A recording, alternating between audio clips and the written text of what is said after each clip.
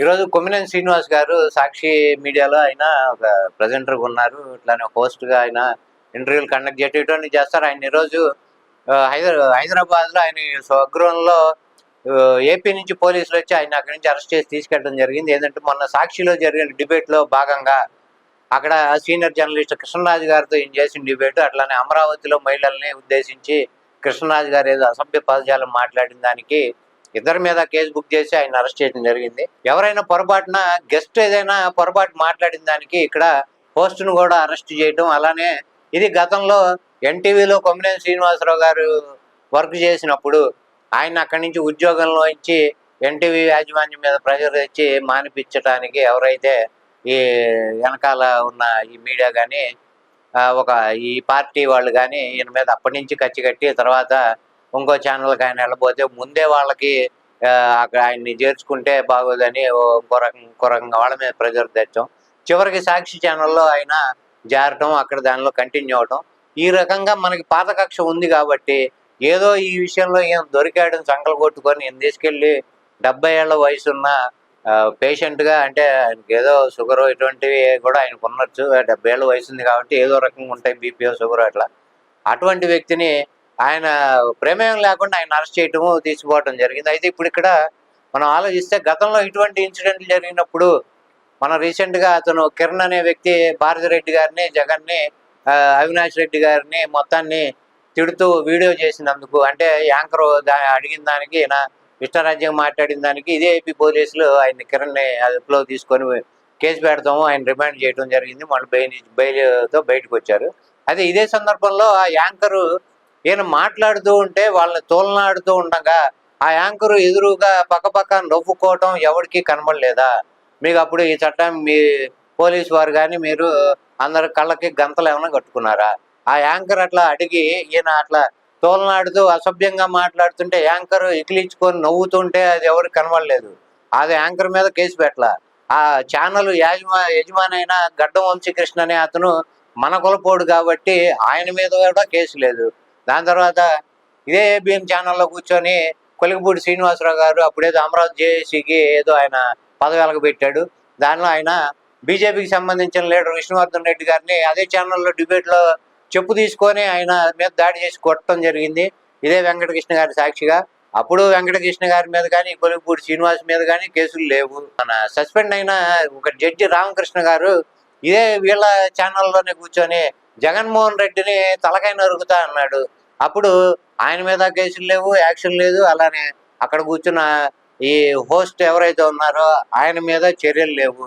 ఇట్లానే మన కిరాక్ ఆర్పి అని ఒక వ్యంగ్యంగా ఏదో లేక్ కామెడీలు జబర్దస్తుల్లో చూసుకునే ఒక లేక్ కమెడియన్ ఇవాళ ఛానల్స్ ముందు కూర్చొని రోజా గారిని, ఆయన ఒక ఎక్స్ మినిస్టర్, ఆమె వైసీపీ పార్టీకి మహిళా నాయకురాలు, ఆమెను పట్టుకొని వీటన్నిటికి మించి మీ భాషలో చెప్పాలంటే ఒక మహిళ, ఆంధ్రప్రదేశ్ చెందిన ఒక మహిళ, ఆ మహిళను పట్టుకొని రోజా పందిలాగుంటుంది, ఆ పంది కొవ్వే తిరుపతి లడ్డూలో వాడారు అని ఎట్లా అసభ్యంగా మాట్లాడినప్పుడు మీ కళ్ళకు గంతలు కట్టుకొని ఉన్నారు. ఇన్ని రకాల గతంలో ఇప్పుడున్న హోమ్ మినిస్టర్ వంగలపూడి అనిత గారు, మీరు విజయలక్ష్మి గారిని ఏమని పిలుస్తారు? విజయమ్మ. భారతిరెడ్డి గారిని ఏమని పిలుస్తారు? భారతమ్మ. మరప్పుడు వాళ్ళ నాన్న మీకేమవుతాడు అని ఇట్లా దొంగ తిరుగుడుగా అసభ్యంగా మాట్లాడటం కదా. ఏకంగా ఇవాళ ఆమెకి హోమ్ మినిస్టర్ ఇచ్చారు. అలానే చింతకాల అయ్యన్న పాత్రుడు గారు ఇవాళ రాజ్యాంగబద్ధమైన పదవిలో ఉన్నారు. గతంలో ఆయన ఏం మాట్లాడారు? ఆడవారిని కానీ వాళ్ళని ఎన్ని రకాల కించపరిచినట్టు బూతులు మాట్లాడటం ఇవన్నీ జరిగింది. ఆయన ఇవాళ మంచి రాజ్యాంగబద్ధమైన పదవిలో ఉన్నారు. అట్లానే విజయలక్ష్మి గారిని, భారతిరెడ్డి గారిని కించపరిచిన అనిత గారు ఇవాళ హోమ్ మినిస్టర్గా ఉన్నారు. అలానే TV9 సాంబశివరావు గారు పోసాని కృష్ణమురళి గారిని గెస్ట్గా పిలిచి TV5 ఛానల్లో మీ సినిమా ఇండస్ట్రీలో లా ముండలేరా అని ఒక దారుణమైన పదంతో వాళ్ళు సినిమా ఇండస్ట్రీలో ఉన్న అందరు మహిళల్ని కించపరిచాడు. అప్పుడు మీరు కళ్ళకు గంతలు కట్టుకున్నారు. అప్పుడు ఏ చట్టాలు లేవు.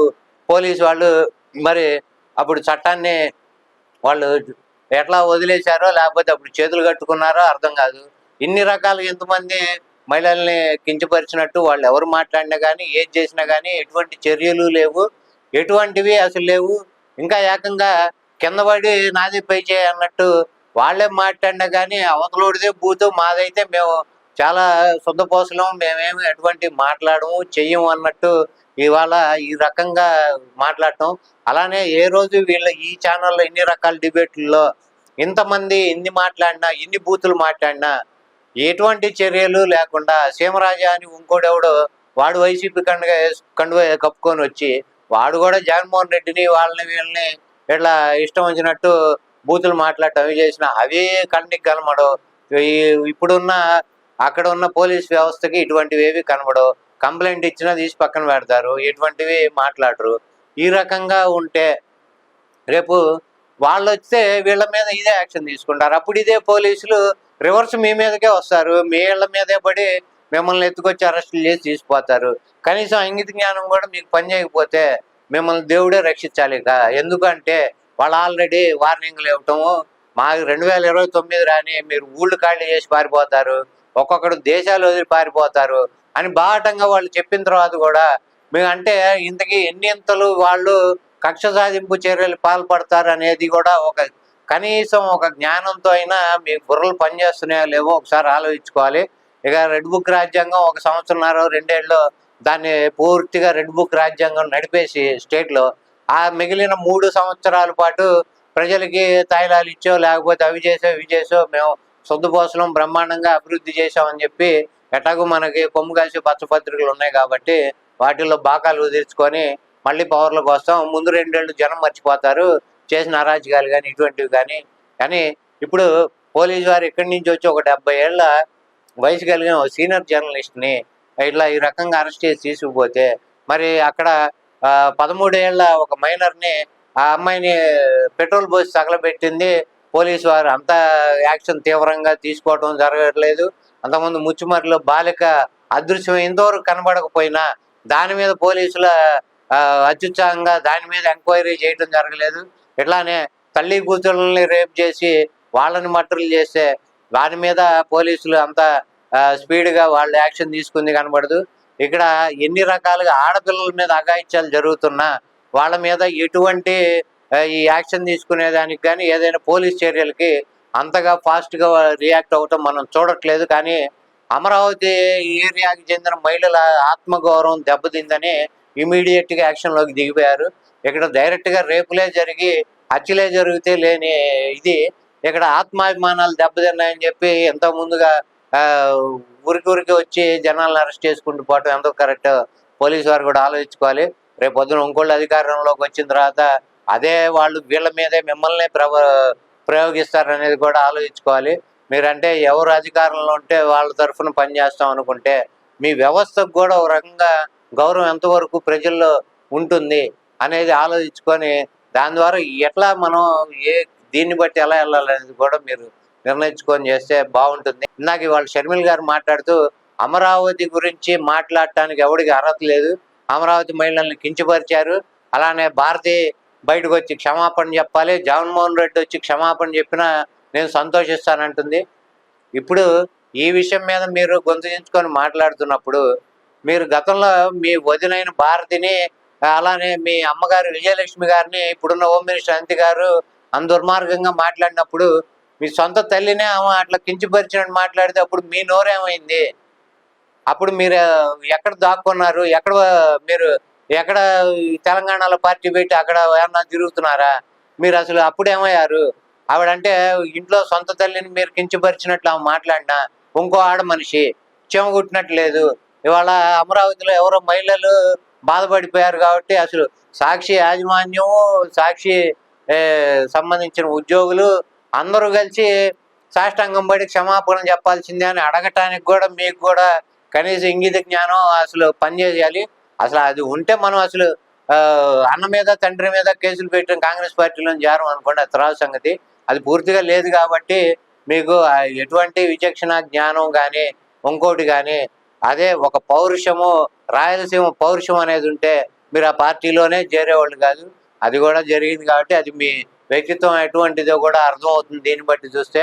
అటుపక్క రాహుల్ గాంధీ గారు నేషనల్ వైడ్ ఇటు మహారాష్ట్రలో కానీ ఇంకో చోట కానీ ఈవీఎంలు ట్యాంపరింగ్ జరిగినాయి, అక్కడ ఈ పోలింగ్ శాతంలో ఇట్లా తేడాలు వచ్చినాయి, ఈవినింగ్ 6 నుంచి ఈవినింగ్ 6 వరకు ఇంత % జరిగితే ఎయిట్ అయ్యేటప్పటికి దానికి ఎంత శాతం అంటే 20 నుంచి 10%, ఒక్కొక్క చోట 30% పోలింగ్ అధికంగా నమోదు ఎట్లా అయిందని చెప్పి ఆయన ప్రశ్నిస్తే, మీరు మీ నేషనల్ పార్టీ, మీకు సంబంధించి మీ party leader, national wide leader ఆయన అట్లా మాట్లాడుతుంటే మీరు అక్కడ చెమ కొట్టినట్లేదు, మీరు దానికి ఏం రియాక్ట్ అవ్వట్లేదు. రాహుల్ గాంధీ మాట్లాడింది సమర్థిస్తూ ఇక్కడ ఆంధ్రాలో కూడా అదే జరిగిందని ఒక మాట మీరు మాట్లాడలేకపోయారు అంటే మీరు కూడా కూటమిలో భాగంగా స్లీపింగ్ పార్ట్నర్గా ఉన్నారని ప్రతి ఒక్కళ్ళకి ఆంధ్రప్రదేశ్ ప్రజలకు అర్థమవుతుంది.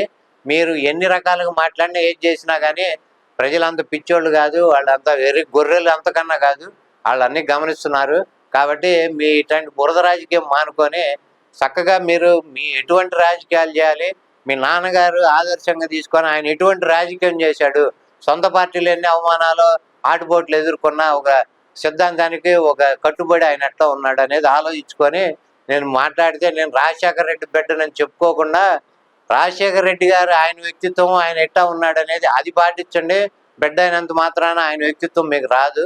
అది వ్యక్తిత్వం అనేది అనుసరించి ఆయన అడుగుజాడలో నడిస్తే వస్తుంది, కానీ ఆయన బ్లడ్ పంచుకొని పుట్టినందువల్ల పెద్దోడికి రాదు.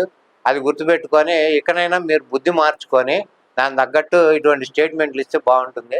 అలానే టోటల్గా ఈ ఎపిసోడ్ మొత్తంలో మనం ఆలోచిస్తే కేవలం ఇది కక్ష సాధింపు రాజకీయాల్లో భాగంగా ఒక సీనియర్ జర్నలిస్ట్ అయిన కొమ్మినేని శ్రీనివాసరావు గారిని, అంత వయసు ఆయన్ని, ఆయన ప్రమేయం లేకుండా ఆయన ముందే పోస్ట్ కానీ ఎవరికైనా ప్రతిసారి డిబేట్లో కానీ ఆయన చెబుతూ ఉంటారు, అబ్యూజింగ్ లాంగ్వేజ్ కానీ అసభ్యకరంగా మాట్లాడటం కానీ అటువంటివి వ్యక్తిగతంగా ఎవరినైనా పర్సనల్ విషయాలు ఎత్తడం కానీ ఇవన్నీ చెయ్యొద్దు చేయకూడదు అని కూడా ఆయన నియంత్రిస్తూ ఉంటారు వచ్చిన గెస్టుల్ని.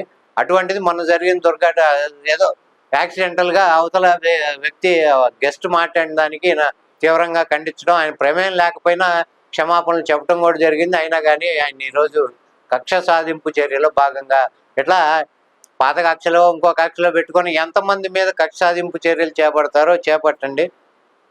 తర్వాత పరిణామాలు మీరు కూడా అనుభవించాల్సి వస్తుంది. అది కూడా గుర్తుపెట్టుకొని ప్రజలు మనకు ఎందుకు అధికారం ఇచ్చారు, ఆ రకంగా మనం ఏ హామీలు ఇచ్చామో దానికి ఆశపడి ప్రజలు మనకు అధికారం ఇచ్చారు, అటువంటిది ఆలోచించుకొని దానిలో కొంత కాదు కొంతన్నా వాళ్ళకి ఎలా మనం ఫుల్ఫిల్ చేయాలనేది ఆలోచించుకుంటే బాగుంటుంది. ఈ రకంగా మీరు కక్ష సాధించుకోవడానికి అయితే ప్రజలు మీకు అధికారమే, అందువరకు అది నిస్సందేహంగా అందరూ ఒప్పుకునే మాట. అది కూడా మీరు కూడా అది ఒప్పుకొని అది మానేసి అభివృద్ధి మీదను ప్రజలకి మనం ఇచ్చిన హామీలు నెరవేర్చే దాని మీద పాలన మీద దృష్టి పెడితే బాగుంటుంది.